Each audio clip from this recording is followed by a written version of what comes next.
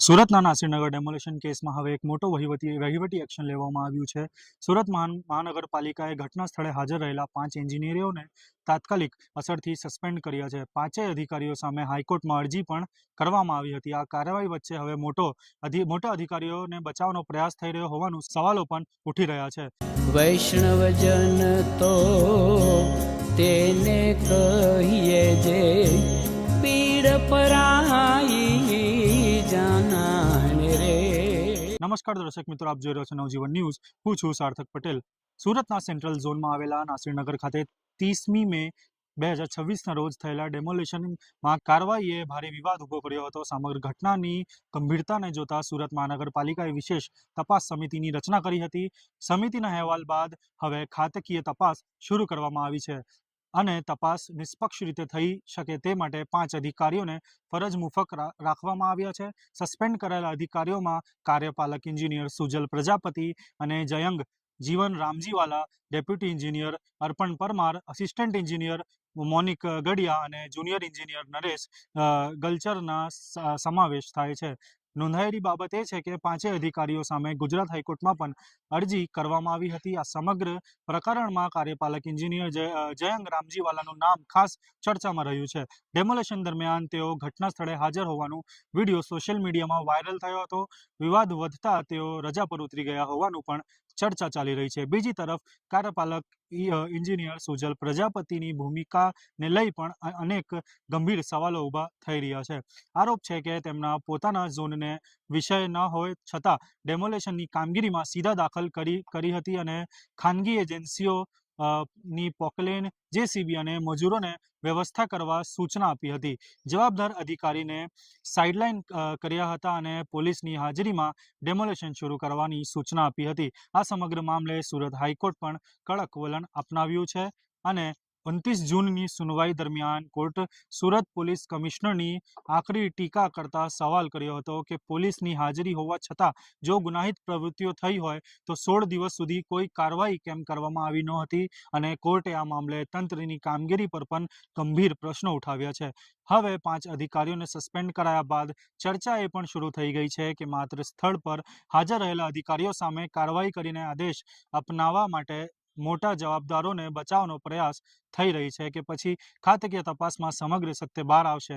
આ કેસ પર સૌની નજર ટકેલી છે.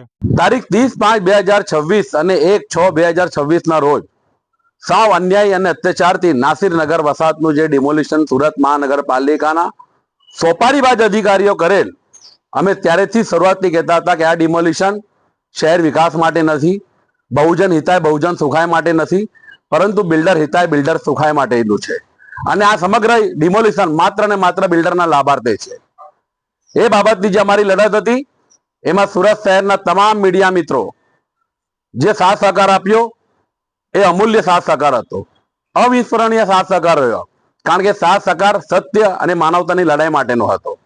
આ તબક્કે સૌ પ્રથમ હું તમામ મીડિયા મિત્રોનો હૃદયપૂર્વક આભાર માનું છું.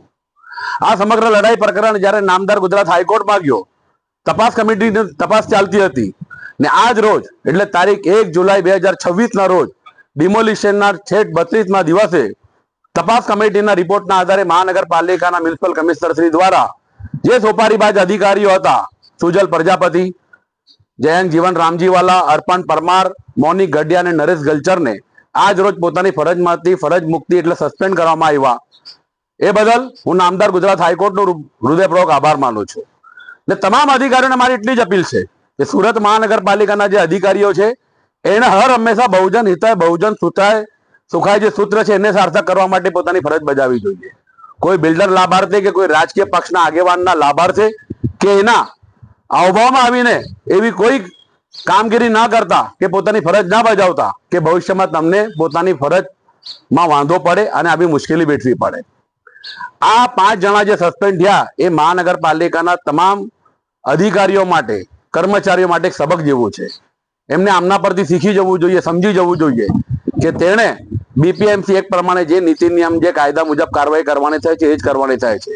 કોઈ દેશ રાજકીય પ્રભાવમાં કે બિલ્ડરના પ્રભાવમાં આવીને એવી કામગીરી કરીને સમગ્ર મહાનગરપાલિકાના તંત્રની છબી જે ખરડાઈ સમગ્ર 1 મહિના કરતા વધારે સમયથી સમગ્ર દેશમાં, એના માટે મુખ્યત્વે જવાબદાર અધિકારીઓ હતા, કર્મચારીઓ હતા.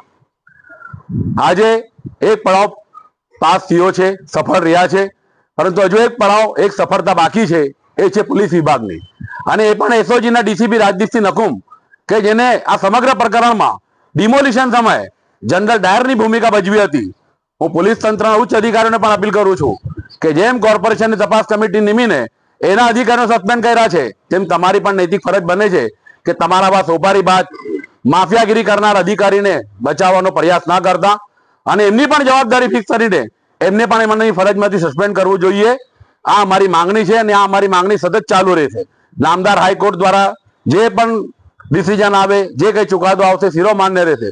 પરંતુ આ સડકની લડાઈ છે, રોડ પર લડવાની લડાઈ છે. ગાંધી ચિંધ્યા માર્ગે કોંગ્રેસ પર હંમેશા આ લડાઈ લડશે. આ સમગ્ર લડાઈની અંદર અમારા સુરત શહેર કોંગ્રેસના પ્રમુખ વિપુલભાઈ ઉદનાવાલાના નેતૃત્વમાં સૌ કોંગ્રેસી મિત્રોને અમને જે સહકાર મળ્યો એ બદલ સૌ કોંગ્રેસીજનોનો પણ હૃદયપૂર્વક આભાર માનું છું. આભાર. આવા જ મહત્વના સમાચાર માટે જોતા રહો નવજીવન ન્યૂઝ. સુરતથી સાર્થક પટેલની રિપોર્ટ.